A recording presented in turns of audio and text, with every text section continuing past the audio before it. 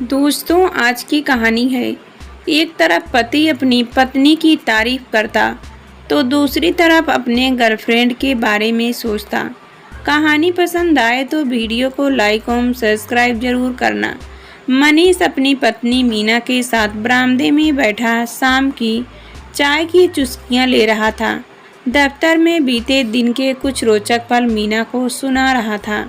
मीना भी उसके साथ अपने दिन भर के अनुभव बांट रही थी।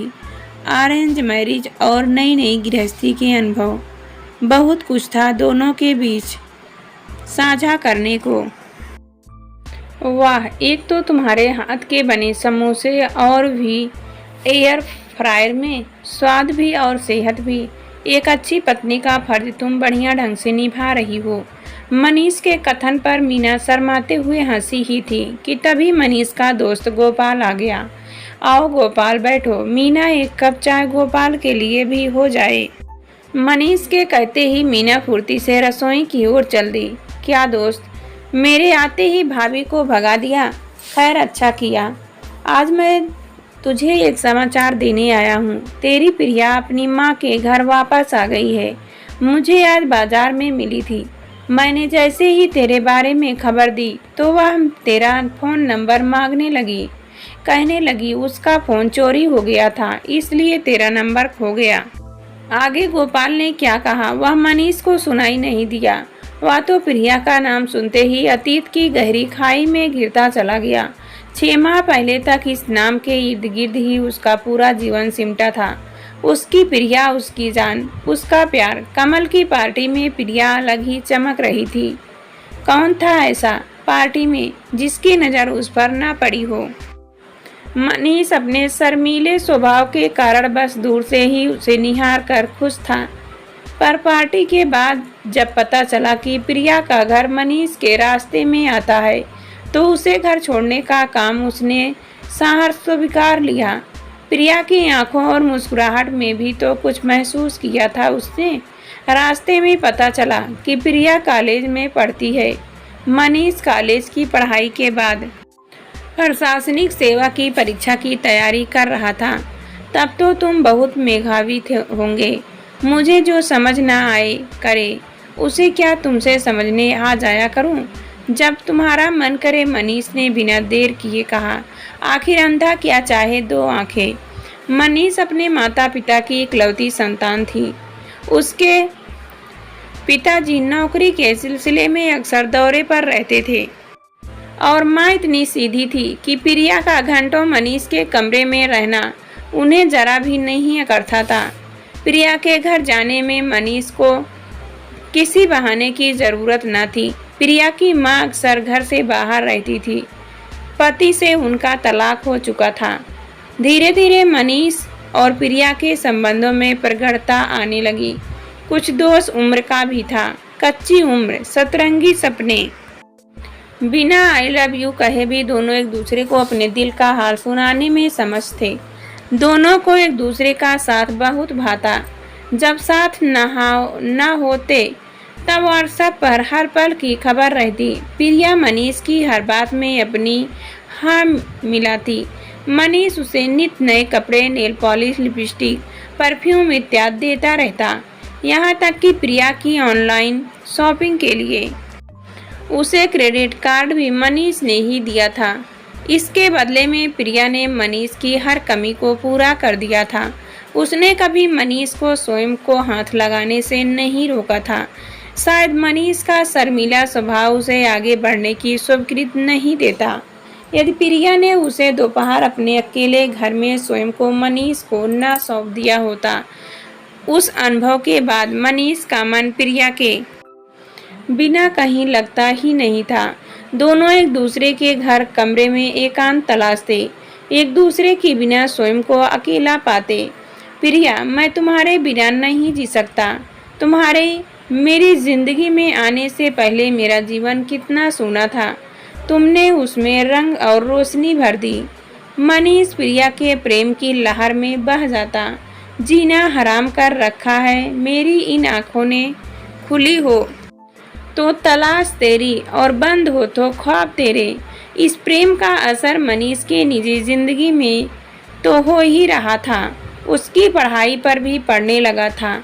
उसकी प्रशासनिक सेवा की परीक्षा की तैयारी में ना तो वह लगन थी और ना ही मेहनत जिसकी ज़रूरत होती है। प्रिया की सूरत और उसके सपने कभी उसे अकेला न छोड़ते। इसका नतीजा यह रहा कि वह परीक्षा में असफल रहा। अब चूंकि घर पिताजी की पेंशन पर चल रहा था, इसलिए मनीष को जेब खर्ची, क्रेडिट कार्ड इत्यादि सब बंद करने पड़े। मनीष को आज भी अच्छी तरह याद है जब उसके मित्र परीक्षा में अनुत्तीर्ण रह जाने पर अफसोस करने आए थे। सबके साथ प्रिया भी आई थी। उस पर चेहरे पर अफसोस का कोई भाव न था, बल्कि जब उसके एक मित्र ने यह कहा कि मनीष प्रिया के कारण परीक्षा में पूरी मेहनत न कर सका, तो कितनी बेहयाई से हंसते हुए उसने कहा था कि वाह, एक तो फेल हो गए, उस पर तुर्रा यह कि इल्जाम किसी और के सिर मढ़ दो। यह अच्छा है। यानी उसके स्वर में हमदर्दी की जगह व्यंग था। मनीष को प्रिया की यह बात बुरी अवश्य लगी थी, पर वह उसे प्रिया का अल्हड़पन समझ कर टाल गया था। अभी तक उसने प्रिया से अपने जीवन का हिस्सा बनने की बात भी कहाँ छेड़ी थी। जब वह उसके जीवन में शामिल हो जाएगी, तभी तो एक की स्थिति की जिम्मेदारी दूसरे के भी होगी। उसे विश्वास था कि प्रिया के साथ थे वह जीवन में अवश्य सफल होगा। इसलिए जल्द ही बिना देर किए मनीष ने प्रिया के समक्ष शादी का प्रस्ताव रख दिया। प्रिया स्तंभ सी उसे देखती रह गई। फिर उसने साफ साफ कह दिया, कैसी बातें कर रहे हो मनीष? माना कि तुम मुझे अच्छे लगते हो, पर शादी की क्या ज़रूरत है?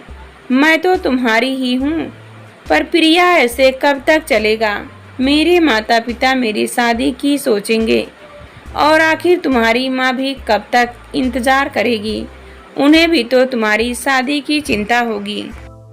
मैंने सोचा है कि कोई छोटी मोटी नौकरी तो मुझे मिल ही जाएगी। पिताजी ने एक जगह बात चलाई है, छोटी ही सही पर गृहस्थी का बोझ मैं उठा लूँगा। छोटी मोटी नौकरी समझने की कोशिश करो मनीष। पैसे के बिना जीवन क्या है? देखो, आजकल तुम ना तो कोई उपहार दे पाते हो और ना ही मेरी खरीदारी करा पाते हो। ऐसे में भला शादी की कैसी सोच सकते हो?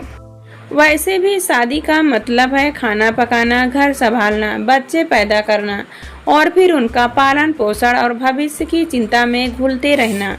बदले में एक ढर्रे की जिंदगी। मुझे इन सब से चिढ़ है। मैं एक स्वतंत्र विचारों की लड़की हूँ। मेरी माँ को ही देख लो, आज अकेले कितनी प्रसन्न और मस्त है। मैं भी वैसा ही जीवन चाहती हूँ। प्रिया के इस उत्तर ने मनीष को निरुत्तर कर दिया। उस दिन के बाद से मनीष को न जाने ऐसा क्यों लगने लगा जैसे प्रिया उससे कतराने लगी है, जैसे उसका व्यवहार ठंडा पड़ने लगा है, वह उससे किनारा करने लगी है। वह कई दिनों तक उससे ना मिलती, ना ही फोन पर संपर्क करती। कहीं टकरा जाने पर बहानों की कतार लगा देती। बस इतना ही जान पाए अपनी प्रिया को। तुम मनीष, मैं तुम्हें कैसे भूल सकती हूँ? मैं स्वयं को भूल सकती हूँ, पर तुम मेरी हर सांस में बसते हो। बात इमोशनल ब्लैकमेल तक पहुँच जाती। मनीष पूछना चाहता कि इतनी चाहत है तो छलकती क्यों नहीं तुम्हारे चेहरे पर डरता है कि कहीं बात साफ करते करते वह प्रिया को खो ना बैठे। उसे इंतजार मंजूर था, पर अपने सुनहरे सपनों की उड़ान में दरार नहीं। प्रिया को पाने से पहले मुझे जीवन में कुछ और बुलंदियां भी हासिल करनी होगी। सोच उसने एक बार फिर प्रशासनिक सेवा की परीक्षा की तैयारी शुरू कर दी। अब की बार उसने शुरू से ही पूरा परिश्रम करने की ठानी थी। कभी कभार फोन पर प्रिया से बात कर वह स्वयं को हल्का महसूस कर लेता था।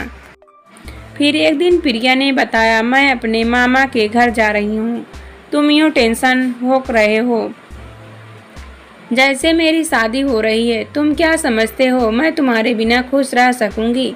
पर मैं यह सब तुम्हारे लिए कर रही हूँ। मेरे यहाँ रहते तुम पढ़ाई में मन नहीं लगा पाओगे। यह हमारी परीक्षा की घड़ी है मनीष, इसमें हमें पास होकर दिखाना है। बड़ी मुश्किल से मनीष का मन शांत हो पाया था। प्रिया के जाने के बाद सुहावना मौसम भी बोझिल लगता, मानो अंदर का बुझापन बाहर की रौनक पर हावी हो गया था। लेकिन समय अपनी गति कब छोड़ता है। परीक्षा की तारीख पास आ रही थी। किसी तरह मनीष ने अपना ध्यान पढ़ाई में लगाया, पर प्रिया के पत्र का इंतजार उसे रोज रहता। अंततः 3 महीने बाद उसका पत्र आया। पत्र में प्रिया की मजबूरियों का बखान था। मनीष के बिना वह कितनी अधूरी थी, कितनी तनहा। प्रिया की तड़प पढ़कर मनीष की आंखें भर आई कि क्यों वह बार बार प्रिया के प्यार पर अविश्वास की परत चढ़ा देता है। हर किसी का प्यार करने और जताने का ढंग अलग अलग होता है। और फिर प्रिया एक लड़की है, कुछ शर्म, कुछ हया उसके व्यक्तित्व का हिस्सा है। जरूरी तो नहीं हर बात कही जाए, कुछ महसूस भी की जाती है। एक सच्चे प्रेम का पाकर वह स्वयं को धन्य मान रहा था।